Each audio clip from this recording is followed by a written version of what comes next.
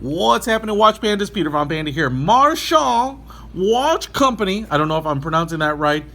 Marchand. I think it's Marchand. Anyway, I feel like I should be speaking in a French accent while I do this review. But I won't. I'll do it in my 1920s radio voice. Hello, everybody, and welcome back. Look at that. Pretty cool. Hey, this is not the first Marchand we checked out, but it is the latest. And in fact, we are kind of ahead of the curve on this one because this one is called the Legacy, as I understand it. And it's not even out yet. It's available on Kickstarter, and I believe it gets launched on April 6th. So just a few weeks away to, procure one of these little bad boys. But they've always been really interesting watches to me. And, this one is, even though I took a peek at it, is no different. Pretty cool, and I think just a kind of a ton of value. So let me quick speed through the specs and the idea behind this. Now, the Marchand Watch Company is obviously one that has done a lot of tie-ins here with the automotive industry, which I love. Gearhead and two of my most favorite things in the world. But I don't know how many times I'm going to keep doing that, but you can put a comment down below every time I do a bad accent of something, all right? And it's just really nice looking. In fact, just off the top of my head, we've got this perforated rally strap and kind of this very bold, modern dial with a lot of automotive callouts to it. Reminds me of the BRM watches, and yet it's like $10,000 less than BRM. So I think you get a lot of that BRM look, kind of that industrial, modern, flashy, definitely kind of in-your-face look. And it's tied with autos like BRM, but BRMs are anywhere from $6,000 to $15,000. So really good value there. One of the Microbrands, obviously, stainless steel buckle here. Like I said, really nice, soft padded rally strap. I like perforations more than portholes, but and you've seen on the channel that I have some watches with portholes. And beautiful, kind of a matte finished, almost like racing glasses. Racing glasses, man. I guess I had a beer earlier. Racing gloves, like type of leather with this orange side stitching. It looks great, feels great, smells great. I don't know. Talks great, walks great. And then we have a no-lug design. Now, this is something that I've really come to like. I would say that I was a little on the fence about it, being a little bit of a watch traditionalist and being like, where are the lugs?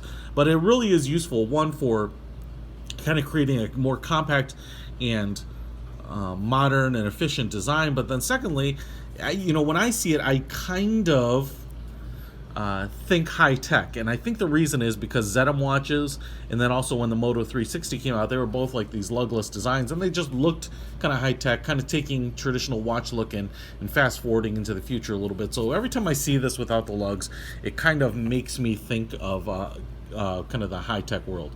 As you can see here, we have Marchand Watch Company. It looks like bead blasted or milled into the side on this beautifully cylindrical polished stainless steel case here.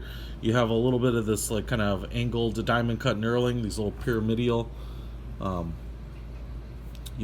on the edge. It's not a turning bezel or anything like that, but it just has a nice look, and it kind of jewels it up a little bit. And then on the dial, this is where the real money shot is. As you can see here, it is a bit of a sandwich dial. It's like a sunk dial in the middle. Might be a little hard to see here on this double domed and looks like AR coated sapphire crystal, but you can see there, I believe it's sapphire, how that middle dial is kind of a level below. It's outlined in that orange. The orange on the second hand, as it's not running right now, don't sweat that, is also in orange, and I like how it fills that the radius there fills out that inner circle. And I'll even say that checkered flag is a little bit like ivory. It's not quite like a bright white, not even ivory, it must be like a brushed silver. So pretty nice. Screw down crown, which I showed you, which I'll show you here because I was just using it. We have the Marchand logo with the wreaths around it, which is kind of a victory circle type of thing, and some straight cuts there. I'm going to push that in here. You might have heard me being able to roll that, and so it is a hand winding Miyota movement. I do like all the numbers here are missing the 6 because we have a kind of a finish line right there, but then kind of really interesting skeletonized hands, but then all of these ivory parts are blue loom. I don't know what the blue loom is. I'm going to call it Smurf loom. Let's see if that catches on over the next few years.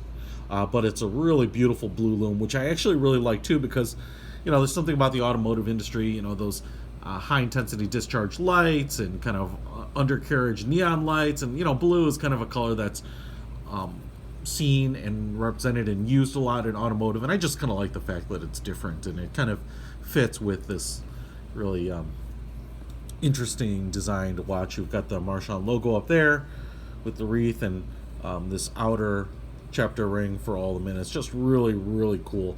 Date window there, kind of sunk at the 3rd level, and I also like that it's kind of that silver dial so that it blends in. But man, just a cool looking watch all around. I'll give you the back shot here with that Miyota 24 jewel movement. This is kind of a workhorse movement, super accurate and nice 10 atmospheres water resistance, so you can definitely get the sucker wet without having to sweat it.